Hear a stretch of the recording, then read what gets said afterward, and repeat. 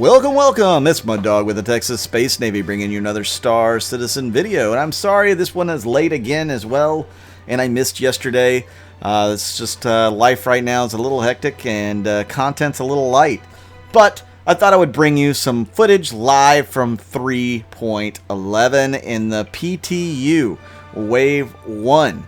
So enjoy this footage, what there is of it. You'll kind of notice a theme going on throughout it, as I go over a Q&A that I offered up to the guys on Discord, the guys and gals. I just gave them a day or day and a half to ask some questions. I'm pretty sure not everybody saw the post, but that's okay. I got enough questions to fill up this video. So first of all, let's go to Tugs-A-Lot, who, by the way, is one of my YouTube members. Thank you so much for contributing. Dude, you're awesome. I really do appreciate it. Thank you so much.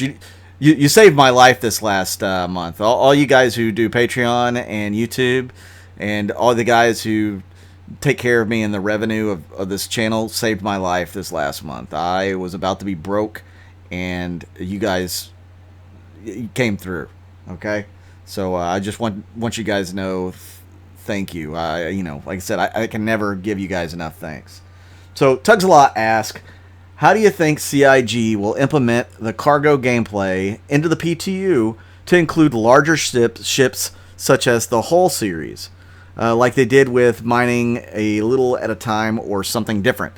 So how are they going to do cargo? Well, they already have cargo gameplay in the game, and it's actually fairly solid. The only thing they don't have is like mission givers really for cargo. So instead of you having to buy all the cargo yourself, and if you wanted to take a bunch of Laranite and it costs you 1.2 million credits in a Caterpillar, maybe they would already have that shipment at a cargo station and you would get paid for transporting it. So maybe it's like a 10% fee or something. So you'd get 120,000 for transporting the Laranite. So that could possibly be a thing that they could do for cargo gameplay.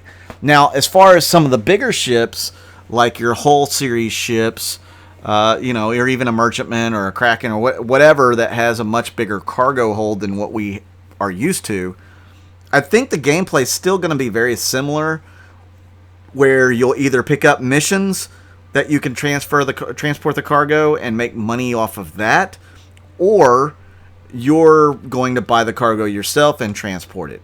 I know in the Texas Space Navy that, that's one of the things we're hoping to do, is be able to have a cargo convoy of hulls that we can completely fill and transport across different systems to different systems, and, get the best amount of money for that cargo.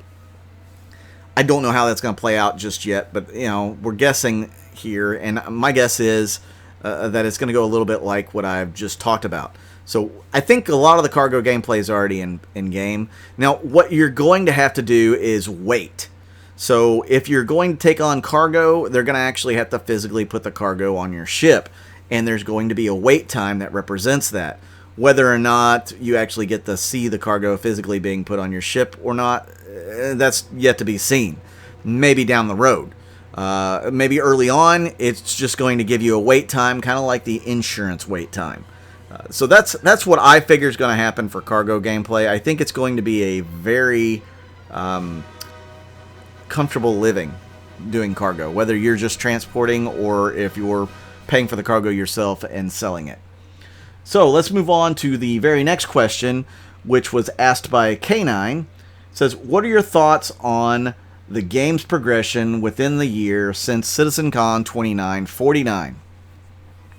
That's a very hard question to answer.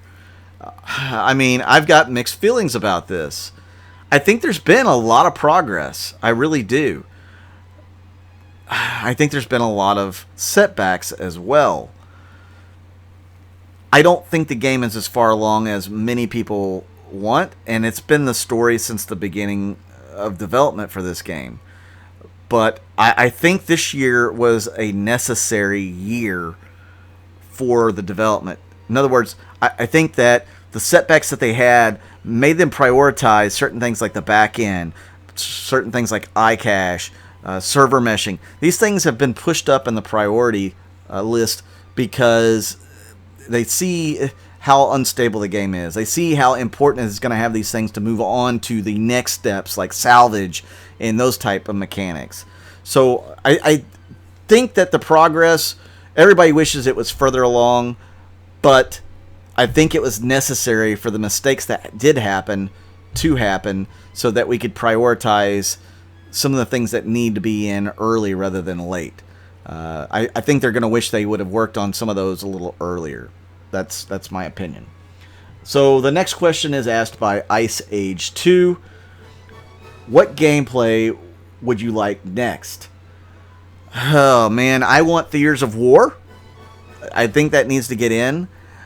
I would love to see the cargo decks actually do something, and I'm looking forward to refining as well. Though I don't know. I like cargo as a gameplay mechanic. As far as some of the things that aren't in the game yet, I mean, obviously salvage is up there, but I want to see medical gameplay. I think it's going to be supremely important to have good medical gameplay. Whether you're healing a compatriot, maybe you're dragging him back onto your Cuddy Red where you can do a little quick operation or get him to an Apollo that hopefully they will release to do an operation. Something along those lines. I need to see some medical gameplay. I think that would be really, really important next. Now, I don't know that it will be next. Obviously, they've got refining on the, coming up. And and the other thing I want to see is waypoints. So I want to see some sort of exploration gameplay. So waypoints is really high on my list as well. I'm going to go ahead and move on because I could talk all day about this. So another question by Tugs-A-Lot. Do I think Orion mining is coming soon or in the distant future? Definitely in the distant future. I don't think they have anything that they need or want for the actual mining mechanic until iCache gets in, and then another big ship like the Orion, which is going to be capital size ship, and along with a lot of the mechanics that go with it, like the tractor beam and stuff like that. I just think that one's going to be quite a ways off, and we probably won't see it for quite some time yet. Ice Age 2 has another question. What ships do you think we'll be getting for CitizenCon? Well, it's going to be Digicon, or maybe they're just going to skip right into the Intergalactic Aerospace Expo. And I think you're going to see some of the ships that we saw at CitizenCon last year. A refining ship, a Xi'an cargo ship, and maybe the Odin. Those are my guesses for ships. I also think we could see surprise visits from perhaps the Taurus, Connie Taurus, the Hull C maybe, and I'm really hoping that we get the Hercules in. If they push it back to the IAE, maybe we'll see that. I don't know, but those are the ships that I'm thinking we're going to get. Ice Age 2 with another question. John Wick versus Chuck Norris, who would win? Well, Chuck Norris would. I mean, John Wick probably learned quite a bit of his stuff from Chuck Norris, but there's only one Chuck Norris, and he's definitely going to win that combat. Hands down. Without a thought. I mean, the bullets are going to dodge Chuck Norris because they don't want to have any of that. You know what I mean? Grim Tex, he asked, how long do you think it'll take for them to get server meshing online? Next year. I believe they'll have a primitive version early next year, maybe Q1, and Q2 they'll have a little bit better version, and by the time of Q4 maybe we're going to see a much more solid version. I think this is something they're going to continue to work on for quite some time. So yeah, I think all next year you're going to see different tiers of server meshing. So I really hope that's what we get. We might get it at the end of this year with the Pyro system. Maybe we'll get load screens. I don't know, but I think server meshing has to be in play sooner rather than later. And I think that they're going to be far enough along that we start seeing it in the first quarter of next year. So, DookieBot 2.0 asks, do you think the MSR, that's the Mercury Star Runner, is going to have staying power gameplay-wise until data running is finally in Star Citizen? Cue the sad music for the Reclaimer and Salvage. So the Mercury Star Runner is a very popular ship, kind of like what the Carrack was. The Carrack still has some staying power now, but it also is extremely multi-role and is very beneficial in several different categories. Mercury Star Runner, I believe the hype has been a little too high for this ship. Don't get me wrong, I like it. I love the asymmetry of it. I love Crusader as a maker. I'm very interested in seeing this ship, but I think the ship is going to be quite a bit smaller than what people originally, or what they're kind of hyping it up to be in their brain. It's not going to be a fighter of any kind. It's going to be kind of a stealthy ship that I don't even think it's going to be that fast. But again, and we have to wait until we get in the game to see. I don't think it's going to live up to the hype, not because it's not going to be a great ship, but because they've done, the community has hyped or overhyped the ship just a little too much.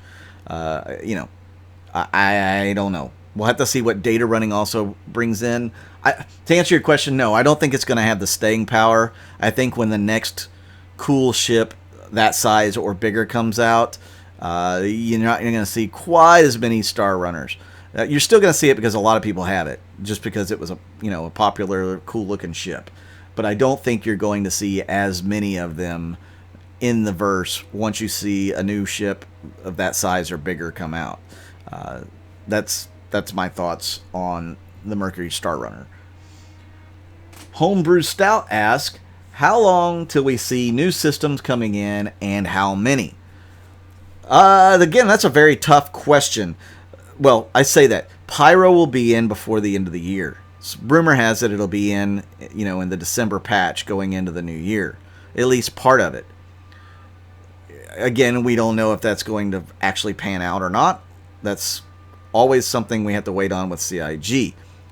But my guess is they're going to bring it in at in December, and we're going to get either the rest of Pyro, if it's not all the way in, by Q1, the next patch, 4.0 or whatever you want to call it. Then I think after Squadron 42 has completely come out from beta or even released, we'll start seeing more systems, because you're also going to see a little bit more in the way of server meshing. So it'll go hand in hand. When the server meshing comes online, it's going to be a little easier to implement the systems because the servers aren't going to have as big of a load. So I really think next year we could see Pyro, of course, and then possibly towards the end of the year we'll see 2, 3, 4, 5 more systems, maybe even more than that.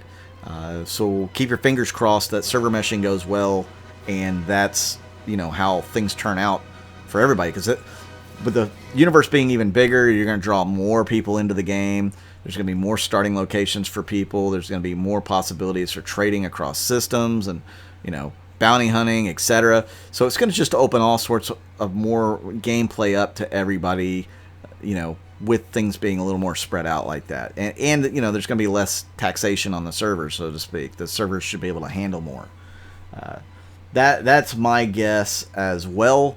So, I don't know. So, guys, I also want to open this up to my community on YouTube. So if you have any questions, I want you to write them down in the form of, questions in bracket, and then the question itself in the comments of this video.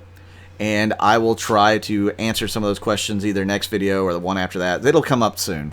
So definitely ask some questions. Pretty much anything is free reign. You can ask personal life. You can ask, about the game. You can ask about other games or my thoughts on other games.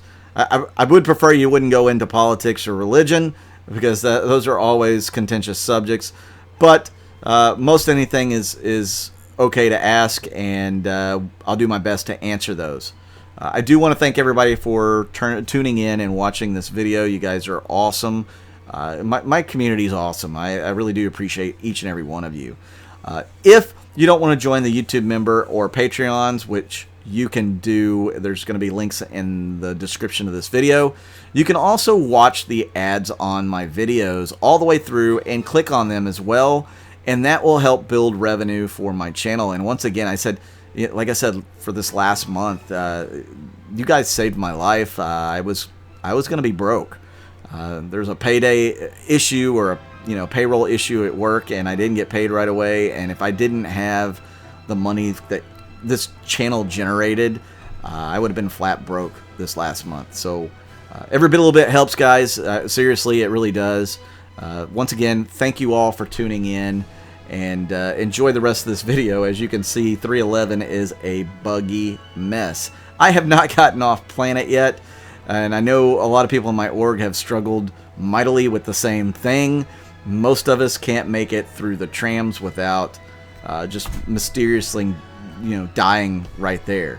I can't even get to a ship spawn, much less, off planet.